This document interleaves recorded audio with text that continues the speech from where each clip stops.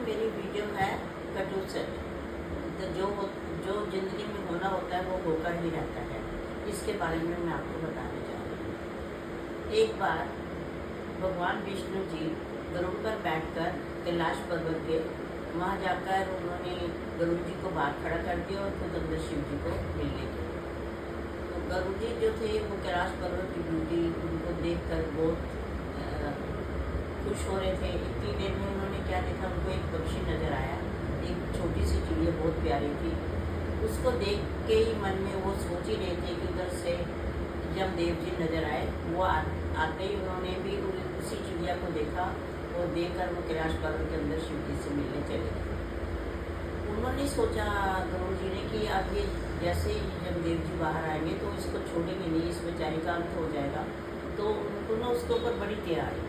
उन्होंने क्या किया, गरुड़ जी ने उन्होंने अपने पंजों पे बल से वो उनको ले जाके बहुत दूर एक पर्वत की चट्टान पर छोड़ के आ गए। जैसे वापिस आए तो देखा कि यमदेव जी बाहर आए। तो गरुड़ जी ने पूछा कि भाई आप उस पक्षी को इतनी आश्चर्यजनक दृष्टि से क्यों देख रहे थे? क्या उन्होंने कहा कि मैं इसलिए देख रहा था कि इसका काल पास आने वाला और इसको एक बहुत दूर एक चट्टान पे सांप बैठा हुआ है जो इसको खा जाएगा।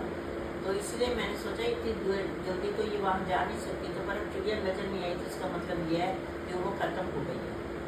गरुड़ जी समझ गए कि उसका वहाँ काल आया हुआ था, मैं उसको लेकर गया और बचाना मैंने यमराज जी के हाथों से था, पर उसके बेचारी की आई हुई थी, वो चली गई। इससे ये कहते हैं कृष्ण भगवान जी, ये मनुष्य जो कुछ होना है वो होकर ही रहेगा। मैं जो सोचता हूँ तुम उसी को सोचो, जो आप सोच रहे हो वो ठीक नहीं है। इसलिए अच्छा वही है कि जो मैं सोचता हूँ तुम वो करो और जो तुम सोचते हो वो हम करें। कहते हैं हमेशा मनुष्य को 6 परिस्थितियों उसको याद रखना चाहिए।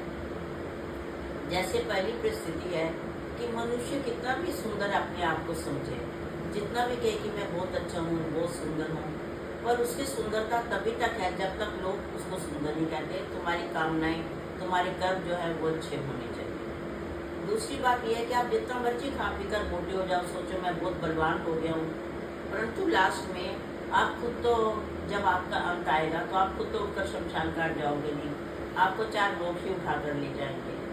तीसरा कटु सच ये है कि आप हंसते रहो, जितना मर्जी हंसो, आप सोचो कि मैं बहुत हंस रहा हूँ और मैं बहुत खुश हूँ, पर आप देखिए कि हंस के अपनी सभ्यता दिखाना नहीं है। हंसने के लिए तो दुनिया बहुत है आपको देखना। 4th नंबर यह है कि आप कितने मर्जी लंबे हो जाओ, आप सोचो कि मैं बहुत लंबा हूँ, बहुत स्मार्ट लग रहा हूँ, पर आप अपने आने वाली भविष्य को आप कितने भी लंबे हो जाओ उसको नहीं देख सकते कि आपका फ्यूचर क्या है। 6 पॉइंट में ये आता है कि आप जब भी जो मर्जी सोचो कि मैं बहुत अमीर हूँ, मेरे पास 8 कारें हैं, पर आप घर में टॉयलेट तक जाने के लिए तो कार का सहारा नहीं होता।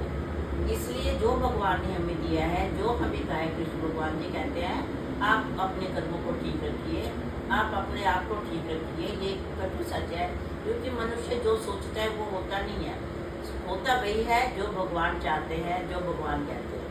इसलिए हमें भगवान के दिए हुए कर्मों को भोगना चाहिए, अच्छे कर्म करने चाहिए, उनको टालकर हमें अपनी मन मर्जी नहीं चलानी चाहिए।